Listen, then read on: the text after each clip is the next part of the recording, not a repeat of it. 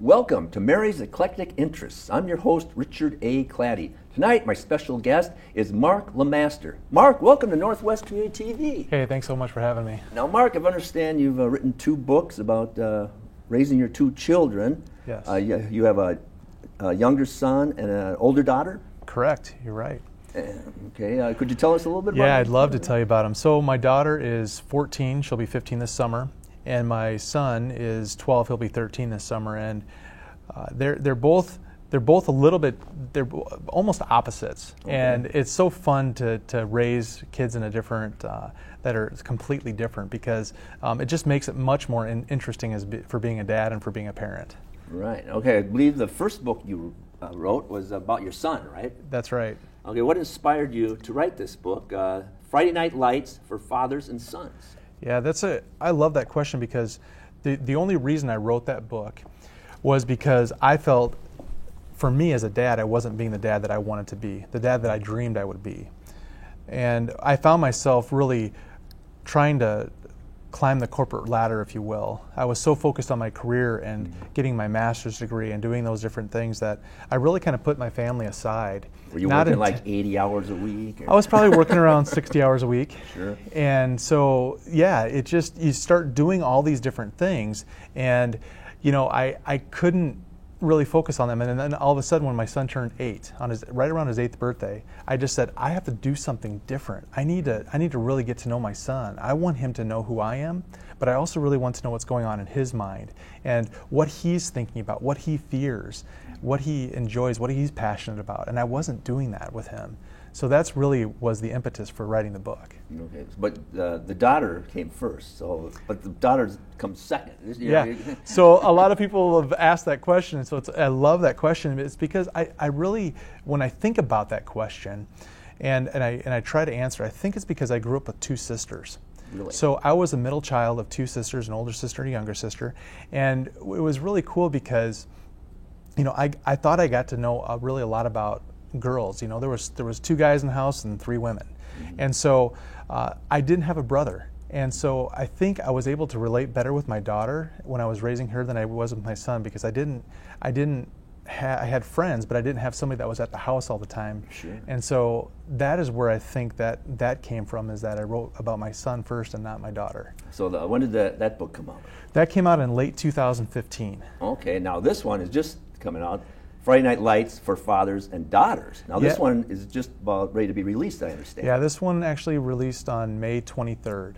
So it's very fresh, it's brand new, and I'm really excited about this book as well. Okay, now do you have a website where people can, I know you're going to be doing book signings and, and how to get this book. Now it's going to be at, is that major bookstores? Yeah, it'll be at some Barnes & Nobles, not all of them, but it will be at Barnes & Noble stores. Also at some local bookstores around the area, but also the best place to find me is at upliftingdads.com. Again, I'll say that, it's upliftingdads.com. And the book's available on Amazon, also should be on bn.com and some of the other online bookstores. So that's where you can get a copy of the book. So to be specific, what are you directing these books at? Is it for the whole family? Is it mainly for fathers? I mean, I'm sure both sections can get. Yeah, it kind of permeates through both. But what I really wrote it for was to help dads. I wrote it to help dads connect and develop deeper relationships with their kids. Right. Because it was helping me. It was helping me to understand how I could be a better dad, how I could become that dad that I dreamed of being, that I think all dads really want to be, but sometimes we just don't know where to start. Sure. And we get discouraged, we get frustrated, and we just don't really know where to turn. So it's really a resource for dads to help relate better with their kids and connect better with their kids. And reading a little bit about the books, it seems to be faith is very important to you, and it's really stressed in these books. Right. I understand it right. Yeah, so it is definitely a faith-based, faith-fueled format. And so each of the activities, and in the Father and Sons book, I have them as game days. So there's 10 game day activities. And then in the Friday Night Lights for Fathers and Daughters, they're based on episodes, like in a TV series. And so each one has a Bible verse associated with that, and each one has a life lesson that is taught throughout that activity. So it's kind of a guideline, or maybe even a playbook, if you will, for dads to do something with their kids. It's kind of that turnkey. What am I supposed to do? Where do I start? And it's that foundation for the dads. Dads can go off script. They can do whatever they want. They can personalize it, customize it, whatever. But it's really just to get them started and get them in conversation with their kids. Okay.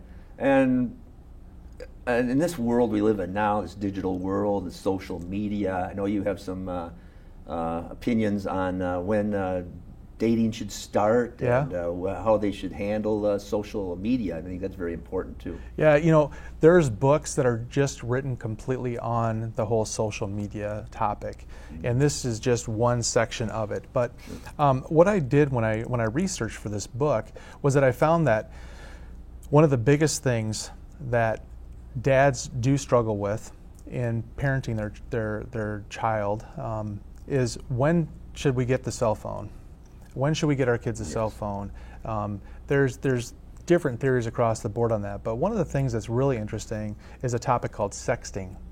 And what that is it's texting nude pictures of yourself and then sending it to somebody else. And typically that's a boy asking a girl through a text message to send nudes. They're called nudes. And so that's a huge thing. And if we think, oh, that's not my kid, well, there's research out there that says anywhere between from 15% and 48% of our youth, across all demographics, across all religions, across all races, everything, it's between 15 and 48% that are actually have either sent one or have received a request for one. So it is a big thing. And you've seen headlines in the newspapers about even some of our top politicians that are involved with this. So it's down at that youth level now too. It's happening in our kids' lives. And so I just wanted to bring that up and say that is something we need to have a conversation with our kids about. And this goes even back to how much TV they watch and what programs they watch. I mean, now it's like 500 channels you can get now, and you got to be sometimes wondering what they're doing late at night watching. Because I mean, I've even seen like on Turner Classics, they used to edit these films. Now they're just like going to a movie theater now. And that's the thing, there's so many things that our kids can be watching, and that's one of the things that I talk about in especially this new book with fathers and daughters, is that topic of having some type of boundaries, having some type of a contract, if you will, with your social media. When can you have it? Is it at the dinner table or no? Is there a certain time you shut it off and you don't have it in your room? I mean, there's certain things that you can really do to set those boundaries, and whether we think it or not, our kids really want that boundary. They want us to set those boundaries. They may roll their eyes at us and wisp their hair at us or whatever that is, but they really do want those boundaries. They want to know that we care enough about them, that we're paying attention to what's happening in their world, because they have no idea that we've been through it, right? Even though we have, but it's a completely different world now. So they want those boundaries and those rules. Well, the most important thing is to have a solid foundation. Kind of the most optimal is to have a father and a mother at home, right? And have a solid family, a loving family, so that the mistakes are going to be made. Right. They would understand that they can have somebody to go to. Daughter probably more would go to the mother, and son might go to the father, usually, I would imagine. Did you come across this in your researching for the books? Can you give us a little, what details did you look into? What books, what kind of backgrounds did you find inspired you to write these books? Yeah, so, there's a lot of different things. You talked about the traditional family where there's a mom and dad in the home. Well, we know that there's about a 50% divorce rate in our country. Right. And we know that there's about 30 to 33% of our kids, of our youth, that grow up in a single family home. Yes. And so those are some pretty significant numbers. So when I talk about the dads, it's for dads, but it also can be for that father figure. It can also be a resource for those single moms that are out there that are looking to say, how can I know that I can't fully replace dad, but what kinds of things can I do? What kind of different people can I surround my son or my daughter with in place of that? And it doesn't have to be something that's there every day. Maybe it's once a week or once a month, or just somebody that can fulfill that father figure role. So you talked about statistics. And some of the greatest things have come from the National Fatherhood Institute. There's some really powerful statistics on fathers and what they're doing. And just recently as 2006, a guy by the name of Paul Rayburn, a journalist, wrote a book called Do Fathers Matter? And what he found was that up until 2006, only 11% of the research on parenting focused solely on the father. Otherwise, it was just the mother and child interactions, not the father. So that's starting to kind of that's getting more attention now, because dads are asking the questions. The researchers are asking the questions. So they're noticing that dads do matter in the lives and that connectedness and being present and being engaged. Sure. So I think dads can be present, but not engaged. So even if the dad's around, that doesn't mean that they're connecting. Right. And so that's what I really want to do in this book is to encourage dads to ask some of those tough questions, to put some time on the calendar with their kids, and to be intentional with that. And it's important to start early too. But here's the thing: it's important to start. Right. So if you're never too late. Right. If your daughter's 15 or 16, and you haven't felt that connection with her, this is a great time. If she's 8 to 10. There's certain things you can talk about in that 8 to 10 range. I mean, so there's different ways to connect with your daughter. So I say it's never too late. So because that can, if you say, well, you had to have started young, then that dad's already feeling discouraged is going to say, man, I've already messed up. I'm not even going to try. So I say, when I coach parents and when I coach dads, I say, start now. And don't worry about what you haven't done. Don't live with regrets. I did that for 8 years with my son. So I say start whenever you feel like it's the right time. Start now. Right. So what age was your son when you wrote that book, and what age was your daughter when you wrote that? This is great because those are perfect questions. So the book that I wrote for my son, I wrote when he was around 10. Okay. So it's meant more for dads that have sons between the 8 and 12 to 8 to 14-year-olds sons. It's certainly applicable for older, probably not for younger than 8. As far as the daughter book, I wrote that while my daughter was in middle school. And so that's more for that middle school age role up to 16. Okay. And again, some of the material in there is not appropriate for less than 10, less than 12, somewhere in there. But that depends on the dad.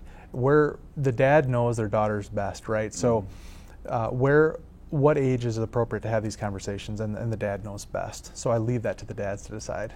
Okay. Are these, did you self-publish these, or did you have somebody backing you with this? Yeah. Or? So these are actually published by Author Academy Elite. Okay. And so it's a form of hybrid publishing. So it's through a group called Author Academy Elite, and the founder of that company his name is Kerry Oberbrunner. Okay. And I tell you what, it's a process to learn how to write a book, how to publish it, how to market it, and all those different things. So that's something as a coach, I think we all need coaches. So he has been my coach throughout that process, and it's been phenomenal. So. Okay. What do you believe in the power of a ceremony, is it? Yeah. So this all comes from a book called Raising a Modern Day Knight by Robert Lewis. And he talks about the power of ceremony. The power of ceremony is if you think back and you look at things that are the moments that were ingrained in your mind. Think about your high school graduation. Think about your wedding. Think about maybe it's a confirmation, or maybe a time that you were awarded a scholarship or something. But that was all surrounded by a ceremony. So you had people come to it. You had people edifying you and building you up and saying, hey, we're proud of you for doing this. And so I think a lot of what I try to do is to create moments and to create memories with fathers and their kids. And to once they go through these seasons, whether it's the TV season or it's the football or the game day season in my first book, at the end of that I always have an award ceremony. And that is something that you can invite your family to. Maybe it's your pastor, maybe it's your neighbors, your best friends, your aunts, your uncles, whoever it is. And it might just be your immediate family. But then just to really build that person, build your son or daughter up, and give them an award, and speak publicly in front of others about how proud you are of them, sure. of the things, and that sticks in their mind. They know that they can put that stake in the ground, go back to that date and say, yeah, I remember when everybody came around me and said, we're proud of you for the young man that you're becoming, or we're proud of you for the young woman that you're becoming. And that it builds them up, and it sticks in their memory, and it creates that memory that lasts a lifetime. Oh, sure. That's great. Could you talk a little bit about Proverb, was it 13:16? No, 31:10, I'm sorry. Yeah, so Proverbs 31:10 is really, in biblical terms, it talks about how to be, it kind of gives instructions for how to be a woman of faith, a woman in the Bible.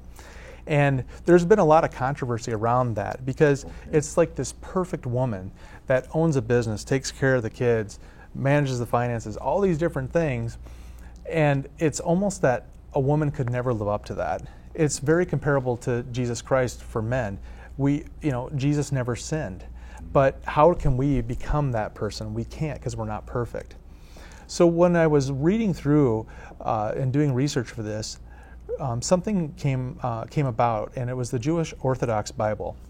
Okay. And so it's a Hebrew phrase called Eshet Chayil. And my Hebrew is not right, so that's probably going to be criticized. But hey, I'm trying. Eshet Chayil, I believe, is what it is. Okay. Anyway, so what that, in most of the New Living Testament Bibles, the NIV, all the current modern Bibles, say that that's a nurturing type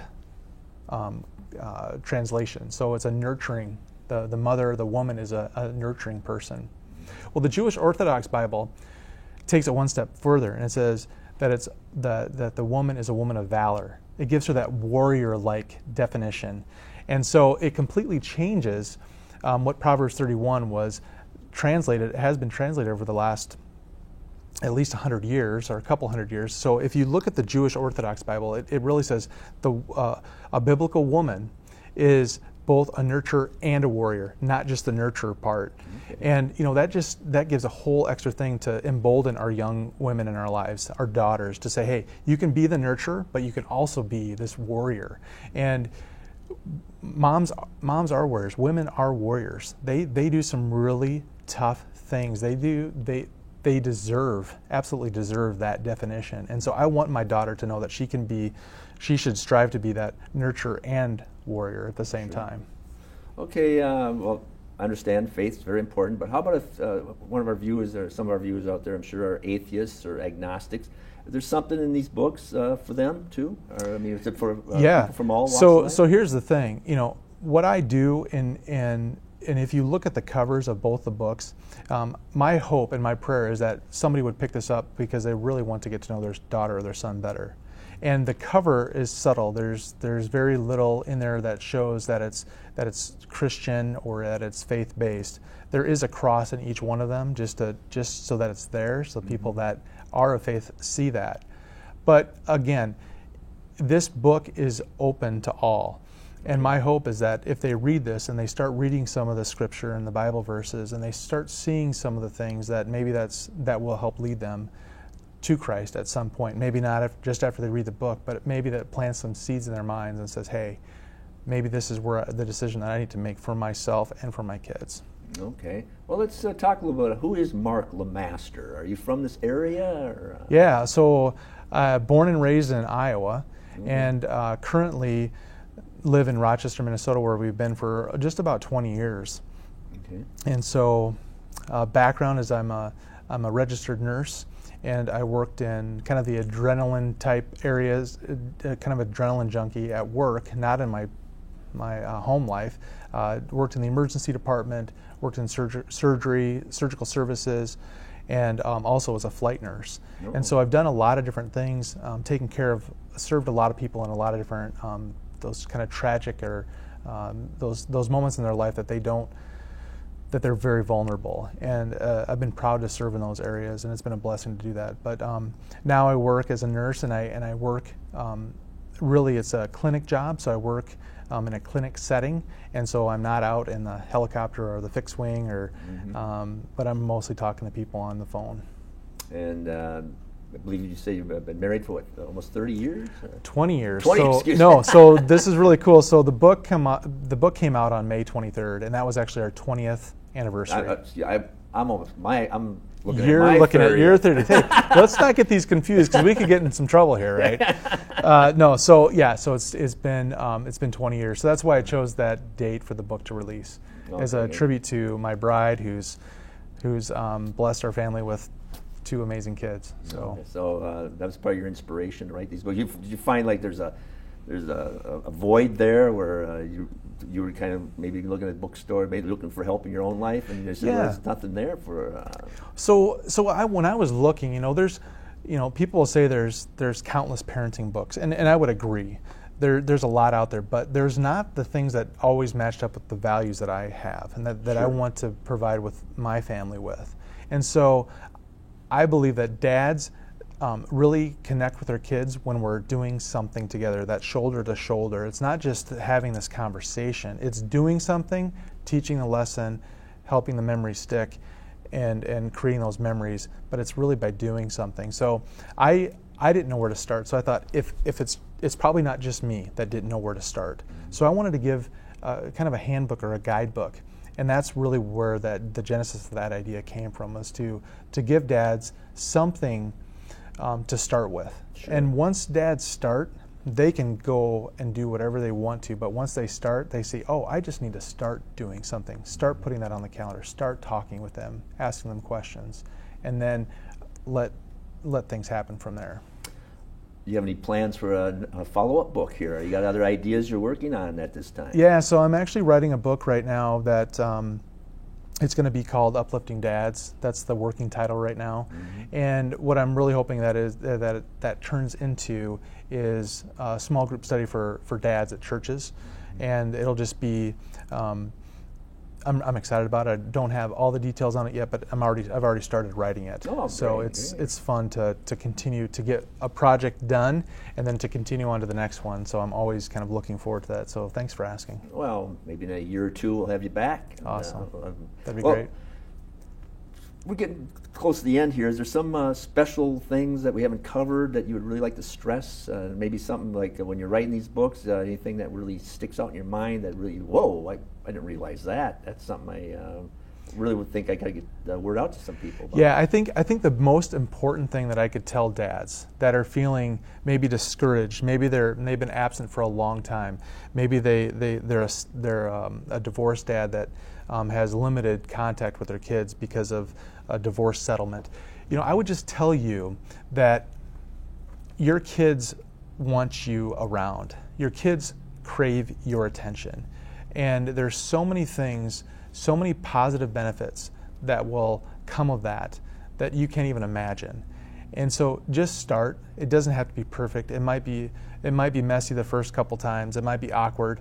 But I'm telling you, if you just start and show that interest and show concern for your kids, put that time on the calendar, both of you will benefit greatly beyond what you can even imagine.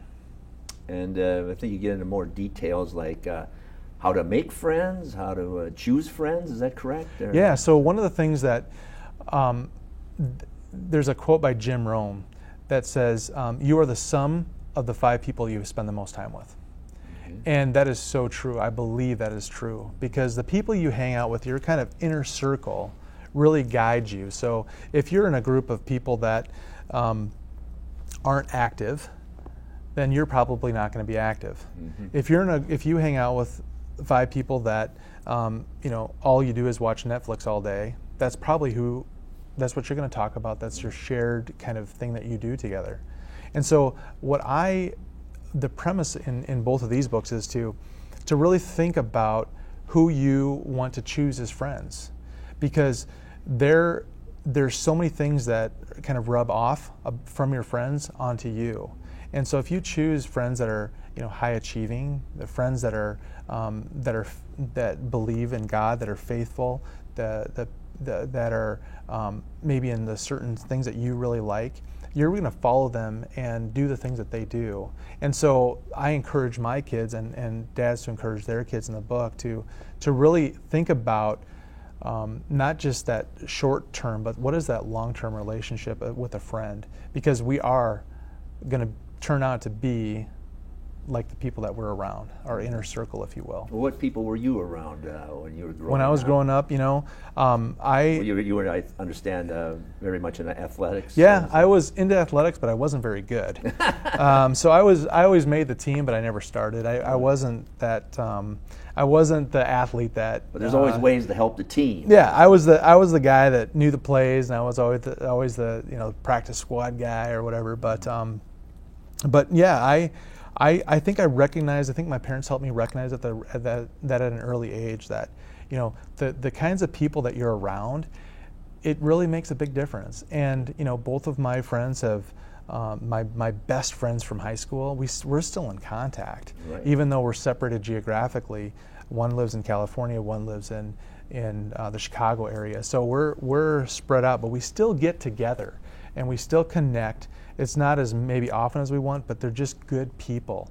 And so, great question. Yeah. Okay. Well, let's down to our last few minutes. Some final words, your final thoughts on the first book, Friday Night Lights for Fathers and Sons. Is the first book you published. How long ago was that again? That was late 2015. And any final thoughts on this book? Yeah, it's a great way for dads just to start off with their sons if they don't know where to start. And it does have a game theme, but that doesn't mean that's all sports. One of the things in the activities in there is laser tag, which is fun. But I've had dads go to a gun range because they're into hunting and sports and all that, or that kind of thing. So it can be customized, but it's a way to start. Excellent. Okay. Final thoughts on Friday Night Lights for Fathers and Daughters, which is coming out soon. So be watching for this book. Pick it up at major bookstores, and you can also, in a minute here, give the final website. But some final thoughts on your book about your daughter. Yeah. So I often say this about this book is that I think of as a musician, if you write a song on a guitar, and the next time you write a different song on the piano, I wrote this book completely different than the first book, and I love how both of them turned out. But I'm really excited about this, maybe because I'm more experienced as a writer, sure, and maybe because it's new, it's fresh again. But I'm really excited about this book and how it can help dads with their daughters develop that deeper and more meaningful relationship with their daughters. Once again, Mark, thank you for coming. And one last time, how do people get these fine books, and where do they reach you? Yeah, the best place to reach me is through upliftingdads.com. That's my website. My books are available online as well on Amazon.com and other online bookstores. Well, Mark LeMaster, thank you for coming in. Hey, this is Mary's Eclectic Interests. I'm your host, Richard A. Claddy. Thank you for tuning in, and see you next time.